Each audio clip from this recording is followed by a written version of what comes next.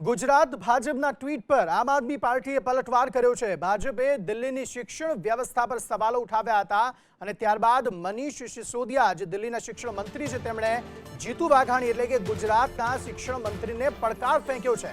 ચર્ચા માટે સ્થાન અને સમય જીતુ વાઘાણી નક્કી કરે, હું ચર્ચા કરવા માટે તૈયાર છું। દિલ્હીની શાળાઓ અંગે ભાજપે ટ્વીટ કર્યા હતા, જેના જવાબમાં મનીષ સિસોદિયાએ આ ટ્વીટ કર્યું હતું અને ટ્વીટ બાદ કહ્યું હતું કે જીતુ વાઘાણી જે પણ સમયે જે પણ સ્થાને ચર્ચા કરવા માટે તૈયાર હોય મને કહી દે, હું ત્યાં આવીને શિક્ષણ વ્યવસ્થા પર તેમની સાથે સીધી જ ચર્ચા કરીશ। હવે અલગ અલગ નિવેદનો પણ હવે ભારતીય જનતા પાર્ટીના નેતા હોય કે પછી આમ આદમી પાર્ટીના જે પ્રવક્તાઓ હોય તેમના દ્વારા હવે નિવેદનો પણ સામે આવી રહ્યા છે। તેવામાં સમગ્ર મામલાને લઈને હવે રાજનીતિ અહીં ગુજરાતમાં પણ ગરમાઈ રહી છે।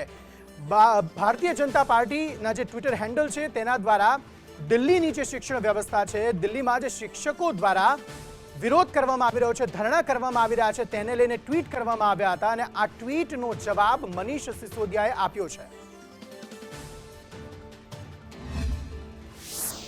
આમ આદમી પાર્ટીના દિલ્હીના શિક્ષણ મંત્રી શ્રી મનીષ સિસોદિયાજી અને ગુજરાતના એમના જે કહી શકાય પદાધિકારીઓ એ લોકો જે ટ્વીટ કરી રહ્યા છે, તો અમારે એ કહેવાનું કે ભારતીય જનતા પાર્ટીએ તમને દર્પણ બતાવ્યું કે આજે તમારા દિલ્હીના અખબારોમાં શું છપાયું છે, દિલ્હીના મીડિયામાં શું ચાલી રહ્યું છે કે તમારી શિક્ષણ વ્યવસ્થા જે છે એ જ સંકુલની અંદર જ્યારે તમારા વોકેશનલ ટીચર્સ હોય, તમારા પ્રવાસી શિક્ષકો હોય કે તમારા આંગણવાડીના શિક્ષકો હોય કે તમામ લોકો જે પ્રમાણે પ્લે કાર્ડ લઈને ઉપવાસ ઉપર ઉતરી રહ્યા છે અને વિરોધ કરી રહ્યા છે, આવા ફોટોગ્રાફ જો છપાતા હોય તો તમે તમારી શિક્ષણ વ્યવસ્થા અંગે જવાબ આપો।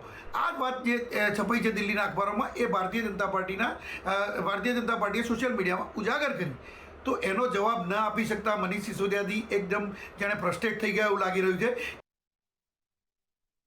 મનીષ સિસોદિયા પોતે ફ્રસ્ટ્રેટ થઈ ગયા છે તેવું ભારતીય જનતા પાર્ટીના જે પ્રવક્તા છે તેમના દ્વારા આ પ્રકારનું નિવેદન આપવામાં આવ્યું છે। બીજી તરફ આમ આદમી પાર્ટી અને મનીષ સિસોદિયાએ એ નિવેદન આપ્યું છે કે જીતુ વાઘાણી જો તૈયાર હોય તો શિક્ષણ વ્યવસ્થા પર તેઓ સીધી જ ડિબેટ તેમની સાથે કરી શકે છે।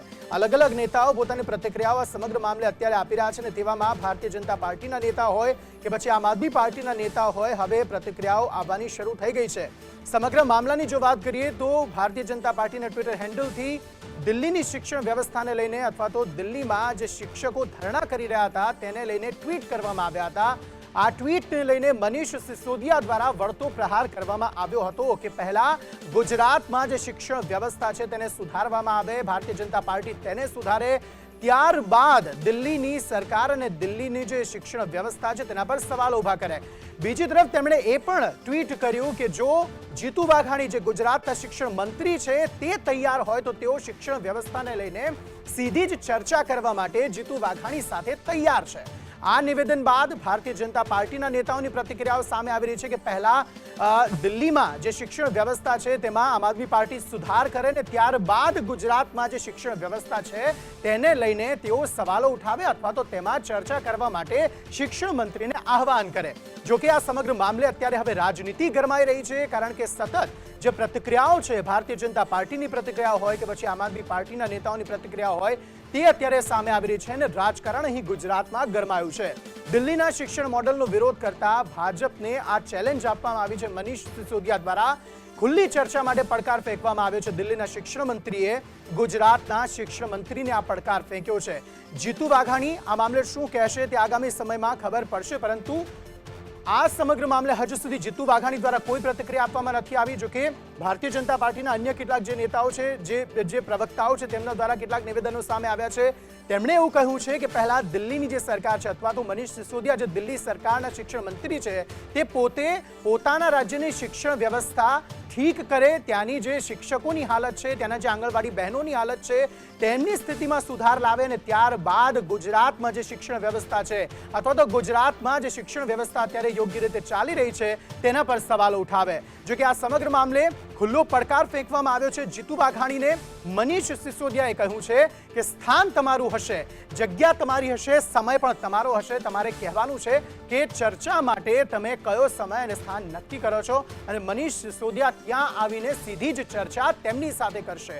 આ નિવેદન બાદ હવે ગુજરાતમાં રાજનીતિ ગરમાઈ છે, પ્રતિક્રિયાઓ સામે આવી રહી છે, લોકો વધુ ને વધુ પ્રતિક્રિયાઓ સાંભળવા માટે માંગી પણ રહ્યા છે કે આ મામલે ભારતીય જનતા પાર્ટીના નેતાઓ શું કહેશે?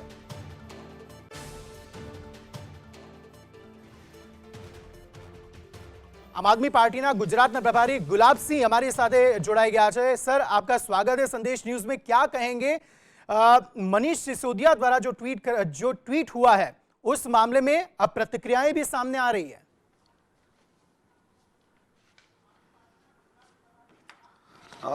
मैं देखिए कल से देख रहा हूँ भारतीय जनता पार्टी गुजरात प्रदेश का जो ट्विटर हैंडल है उस पर कुछ ट्वीट किए गए, आंगनवाड़ी वर्कर्स को लेकर करे गए, दूसरा गेस्ट टीचर्स को लेकर किए गए, तीसरा शिक्षा व्यवस्था को लेकर किए गए। मैं बहुत विनम्रता से गुजरात सरकार में शिक्षा मंत्री जीतू वाघानी जी को कहता हूं कि मनीष जी ने बड़े सभ्य तरीके से आपको एक चुनौती दी है, आप उसको स्वीकारिए। आप दो में से एक काम कर लीजिए या दोनों कर लीजिए। आप आइए, हमारे अतिथि बनिए और दिल्ली के किसी भी स्कूल को आप चुन लीजिए जिस स्कूल में आप भ्रमण करना चाहते हैं, एक बार चलिए। शिक्षा मंत्री मनीष सिसोदिया जी आपका स्वागत करेंगे और आपको वहाँ के बच्चों से मिलवाएंगे, वहाँ के जो टीचर्स हैं उनसे मिलवाएंगे, गेस्ट टीचर्स हैं उनसे मिलिए और चल के बात कीजिए। और ऐसा नहीं है कि पर्टिकुलर को एक स्कूल चुनेंगे, जो दिल आपका करे किसी भी दिल्ली के स्कूल के अंदर आप आइए, आपका स्वागत है। दिल्ली के अंदर अगर आप देखेंगे पिछले 7 साल से दिल्ली के अंदर आम आदमी पार्टी की सरकार है, करीबन 37,000 नए क्लासरूम बनाकर एक क्रांतिकारी काम मनीष सिसोदिया जी ने अरविंद केजरीवाल जी की लीडरशिप के अंदर किया है। लेकिन सर, बीजेपी के जो कुछ नेता हैं, कुछ प्रवक्ता हैं, वो लोग ये कह रहे हैं कि दिल्ली में बस सरकार ने 2-3 स्कूल बना दिए है, उसके बाद ये पूरा जो मामला है वो सामने आ रहा है कि मनीष सिसोदिया खुद ऐसा बोल रहे हैं कि गुजरात में जो शिक्षण नीति है वो अच्छी नहीं है। मैं आपके चैनल पे एक चुनौती देता हूं जी। अगर दिल्ली के अंदर सरकारी स्कूल, आप ये कह रहे 1-2 स्कूल बनाए हैं, मैं मटियाला विधानसभा से विधायक हूं, मैं राजनीति छोड़ दूंगा, जो सजा भाजपा वाले बोलेंगे वो भुगतने को तैयार। चलिए सर, हमारे साथ बने रहिए। भारतीय जनता पार्टी के नेता भी हमारे साथ जुड़े हैं। हितेंद्र पटेल हमारी સાથે જોડાયા છે। हितेंद्रભાઈ, શું કહેશો? આક્ષેપ અત્યારે થઈ રહ્યા છે, આમ આદમી પાર્ટીએ આક્ષેપ કર્યા, સામે ભારતીય જનતા પાર્ટીના નેતાઓ પણ હવે જવાબ આપી રહ્યા છે। આપની શું પ્રતિક્રિયા સમગ્ર મામલાને લઈને? શું જીતુ વાઘાણી આ ચર્ચા માટે તૈયાર થશે કે નહીં? અંકિતભાઈ, ભારતીય જનતા પાર્ટી જમીન પર કામ કરનારી પાર્ટી છે, પરિણામો આપનારી પાર્ટી છે। ગુજરાતના રોલ મોડલને આધારે સમગ્ર દેશમાં ભારતીય જનતા પાર્ટીને સમર્થન મળ્યું છે અને પરિણામે દેશમાં ભારતીય જનતા પાર્ટીને લોકોએ આશીર્વાદ આપ્યા છે। ગુજરાત મોડલથી સમગ્ર દેશમાં સરકારનો સુવહીવટ, સુશાસન થઈ રહ્યું છે। માત્ર અને માત્ર ખોખલા જે મોહલ્લા ક્લિનિક કે શિક્ષણની વાત કરનારા લોકોને ખબર હોવી જોઈએ કે એક મ્યુનિસિપલ કોર્પોરેશન અને એક મોટા રાજ્યની સરખામણી ન થઈ શકે। દિલ્હીમાં અગાઉની સરકારોએ બનાવેલા જે બિલ્ડિંગો હતા એને રંગરોગાન કરીને, એને રિપેરિંગ કરીને સ્માર્ટ સ્કૂલના સ્વરૂપમાં રજૂ કરવાથી એ માત્ર એના શિક્ષણનું સ્તર ઊંચું નથી આવી જતું।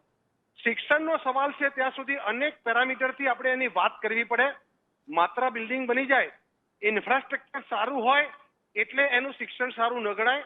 એમાં ટીચિંગ ક્વોલિટી કેવી છે, ટીચર્સનું એજ્યુકેશન કેવું છે, એમાં ગર્લ્સ એજ્યુકેશન કેટલું છે, એમાં ડ્રોપ આઉટ રેશિયો કેટલો છે, એમાં નામાંકન કેટલું થાય છે, એમાં સાક્ષરતા કેટલી છે, આ બધા પેરામીટરને આધારે એનું મૂલ્યાંકન થતું હોય છે। चलिए गुलाब सिंह जी, सीधा जवाब आपको कि सिर्फ और सिर्फ इंफ्रास्ट्रक्चर डेवलप करने से एजुकेशन अच्छा नहीं हो जाता। गुजरात में एजुकेशन अच्छा है, भले ही कुछ जो स्कूल्स हैं उनके जो इंफ्रास्ट्रक्चर है वो अच्छे नहीं होंगे, लेकिन एजुकेशन यहाँ का के अच्छा अंदर इस साल 3,70,000 बच्चों ने निजी स्कूलों से नाम कटवा के दिल्ली के सरकारी स्कूलों में दाखिला लिया है। सबसे बड़ा जीता जाता उदाहरण हमारे सरकारी स्कूलों का ये है।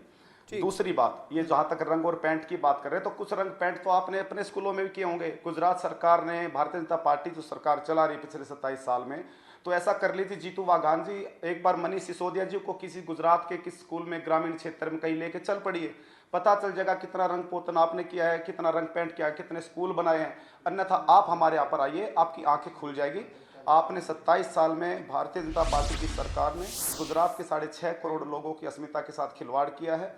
आपने यहाँ के बच्चों का भविष्य बर्बाद किया है। आपकी ताज़ा रिपोर्ट ये है कि पिछले 2 साल का अगर मैं जिक्र करूँ तो 86 प्राइमरी स्कूल आपने बंद किए हैं और 491 मर्ज किए हैं और 700 बच्चों पर एक टीचर सभी क्लासेस ले रहा है। 700 बच्चों की क्लासेस, ऐसे स्कूल हैं 700 बच्चों पर एक टीचर सभी सब्जेक्ट को पढ़ा रहे हैं। बड़ी डूब मरने की बात है, बड़े शर्म की बात है। भारतीय जनता पार्टी गुजरात प्रदेश की इकाई अगर इस बात पर अपना सीना ठोक रही है तो मैं चुनौती देता हूं, आइए आपके साथ मनीष सिसोदिया जी आने को तैयार है। गुजरात में जो जगह आप तैयार करें वो शिक्षा के मुद्दे पर आपके साथ एक हेल्दी डिबेट करने को तैयार है। और मुझे उम्मीद है हितेंद्र कि भाई, आज शाम तक जीतू वाघानी जी जरूर इस चुनौती को स्वीकार करेंगे और उनको गुजरात आने का निमंत्रण देंगे या वो खुद दिल्ली ભારતીય आएंगे। જનતા પાર્ટીના દિગ્ગજ નેતા છે। દિલ્હીમાં જેટલી સ્કૂલો છે એટલી તો અમારા સુરતમાં અને અમદાવાદમાં સ્કૂલો છે।